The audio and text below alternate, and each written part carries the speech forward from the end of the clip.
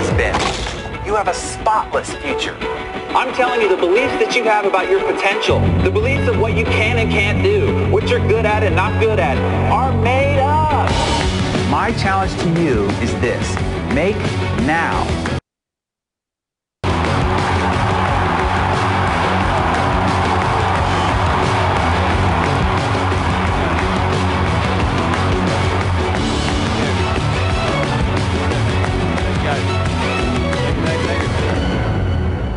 Wow.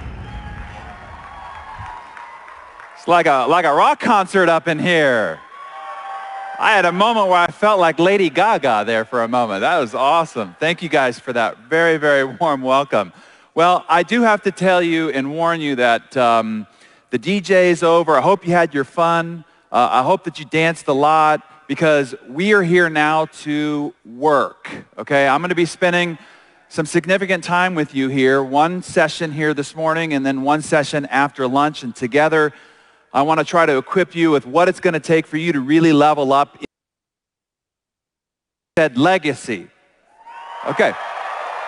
Now, this is not a trivial question, because in order to get to fortune and legacy, it's going to require work, okay? So, and it's serious work. And if you'll notice the slide here, it says Leadership Workshop, which means that we're all going to work really hard over the next many minutes together as I take you through this information so that you really have the foundation you need to build a real long-term sustainable business, okay? Because it can't be built on just enthusiasm, passion, height, and excitement. There really does have to be some fundamental business practices of what it takes to level up to leadership for you to build and mobilize a large organization over a long time frame. So that's what we're challenged to do here this morning and this afternoon. And I do also have to warn you that this is normally designed for higher level leadership, only those that get to a high level within the compensation plan, because it is a serious conversation. There are no funny stories. I'm not giving you any feel-good stories. We're not going to pause every 3 to 8 minutes to do a little dancing. This is a real workshop that usually is only consumable for those people who are very, very serious about this business. But because BK and Tom and Ruth and the other leaders are serious about trying to bring this company to $1 billion, and they need you to become foundational leaders for that movement, they wanted to bring this to everybody, okay? But I do have to warn you that normally this is just for those that have already decided through their action. Thomas Edison, Alexander Graham Bell, John D. Rockefeller, looking into the steely eyes of John D. Rockefeller, both Roosevelts, Wrigley, Firestone, and the others that you read about inside of Think and Grow Rich. And the product of that was this book. Now, what's interesting is exactly in the midst of this process, Napoleon Hill ends up becoming editor of Success Magazine. I think he earned his way in because of his esteemed position, now having been the author of Think and Grow Rich, and he ends up becoming editor of Success Magazine. What's interesting for me is today I sit in the very chair that was once occupied by Napoleon Hill. And the whole lineage of Success, by the way, is a 120-year-old publication. This isn't something just started a few years ago. Started in 1891 by Orson Swett Marden, and then some of the other legendary figures in the personal achievement business, W. Clement Stone, Og Mandino, Napoleon Hill, as I mentioned, and then yours truly. What happened is, Success Partners, we acquired Success Magazine, the great honor of sort of carrying the legacy of this iconic brand forward in 2007, and then we republished it on the newsstand in 2008, exactly 100 years after the meeting between Napoleon Hill and Andrew Carnegie. And what this has done is essentially given me the same unprecedented opportunity since that time to be able to meet with the great industrialists of our time, to get knee to knee, to learn what has caused and created their great fortunes and their fantastic success. So what I'm telling you is that BK and the leaders here in this organization have not just hired me to come and stand on the stage to talk to you about leadership. Essentially, on this stage with me, shoulder to shoulder, is Jeff Bezos, is Richard Branson, is the late Steve Jobs, is Oprah Winfrey, is Warren Buffett, because the distillation of their best and most important ideas on leadership have been drawn out over the last 6 years since we've been captaining Success Magazine and the Success Partners brand. So that's what you're going to get distilled to you here today. On top of that, I do have to tell you that I've sat in your chair. I've been a distributor of a direct selling organization, built an organization of 100,000 representatives that did $50 million in revenue. I sold it for several million dollars. And I only tell you that to say, I know what it's like to sit in that chair. I know what it's like to invite people to meetings and have nobody show up. I know what it's like to have your friends and family look at you crossways. I know what it's like to invest yourself in somebody's success only to have them quit 30 days later after all that effort. I know the pain, the headache, the heartache, the celebration, the victory. So I don't speak in theory. I speak from experience right from the trenches. I want to take all of that, all of the accumulative knowledge and insights that have been gathered over the last 20 years from a variety of different vantage points, and I'm going to put all that into what I call a juicer, okay? And the extract of that juice for you this morning and this afternoon is you get to compress decades into a few hours here.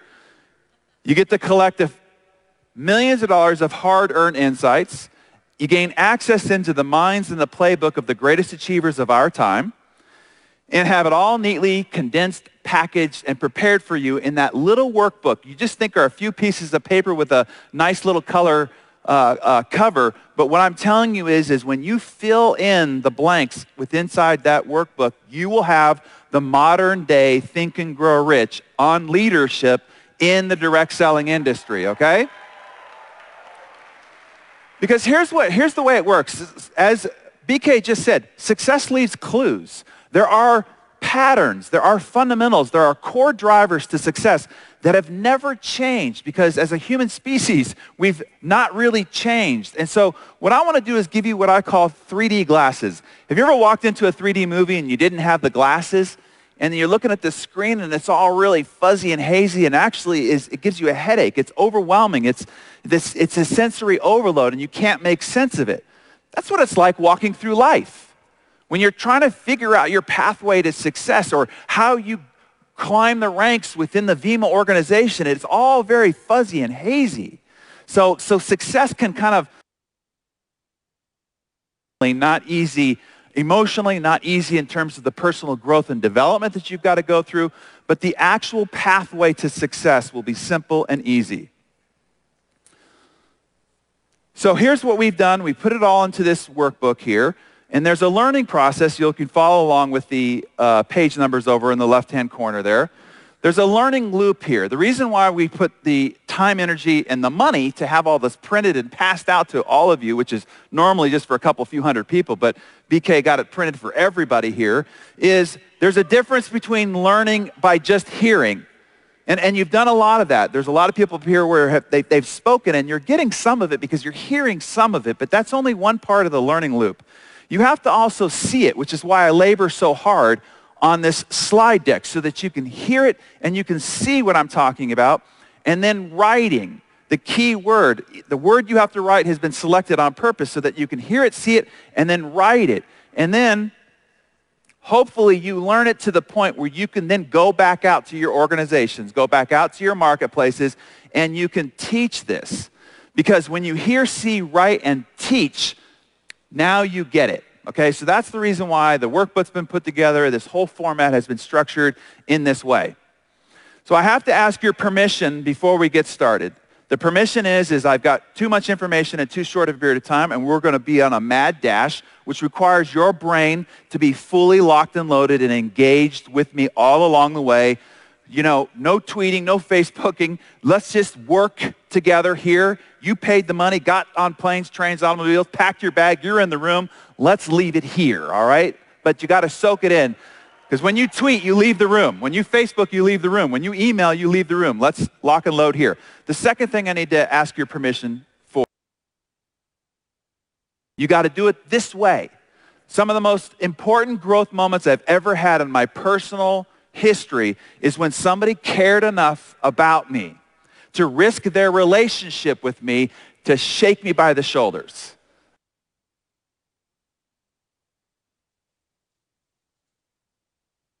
Relationship with me to shake me by the shoulders. I always say the definition of a friend is somebody who will tell you you're being a jerk when you're being a jerk. Everybody else will walk away and say, what a jerk, right? So I'm going to just talk real direct to you, and if I have to shake you by the shoulders every once in a while, I want to do that. So as long as I have your permission for that up front, then we're going to be all good. Is that all good? Okay. Because I love and adore you. I love and adore this organization, and I want us to have a long history, so I hope you appreciate some of the tough coaching that might need to go on in this. So here's what we're going to do. I want to talk to you about how to build a high-performance team. A high-performance team. I mean, a Super Bowl-capable team. And that just doesn't happen, like I said, by excitement and passion and hype. You have to build the components of real skills that have to be taught and replicated to create a high-performance team. So I want to give you the strategies for driving hyper-growth in your organization, but hyper-growth that is sustainable. That's a big difference. First question for you is where do you make money? Where do you make money in this business? Where do you make money? All right, let me give you some context. Where does a golfer make money? On the golf course, exactly. All right, where does a tennis player make money? On a tennis court. Where does a doctor make money?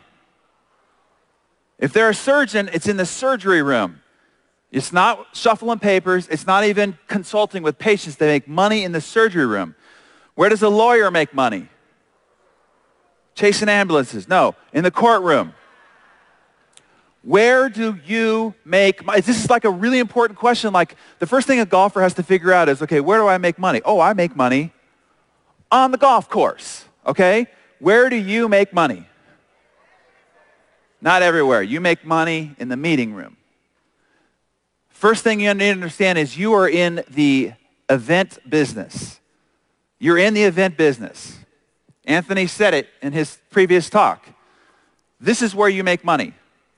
Okay, this is one kind of an event. We're going to talk about different types of events. But you are in the event business. Now, I want to make something really clear, okay? A distinction between what you're learning about innovation from people like Gary Vaynerchuk and what you're learning in terms of building the components of a business system like this. I was asked recently at a publishing conference, with all the technological innovation changes in the publishing industry, what is the biggest change that you've seen? And several people went before me, and they're talking about, the e-readers and, move to digital presses and all the, real-time publishing and all the rest of this. And when they got to me, I said, here's what I know. More has not changed than has changed. And if you spend all your time chasing change, you will leave the field of what is fundamental to making all of this work. Now, yes, there are innovations. There are adaptations that are taking place within our environment and our culture. But what hasn't changed is we are still human beings. And human beings still operate exactly the same way in 2014 as they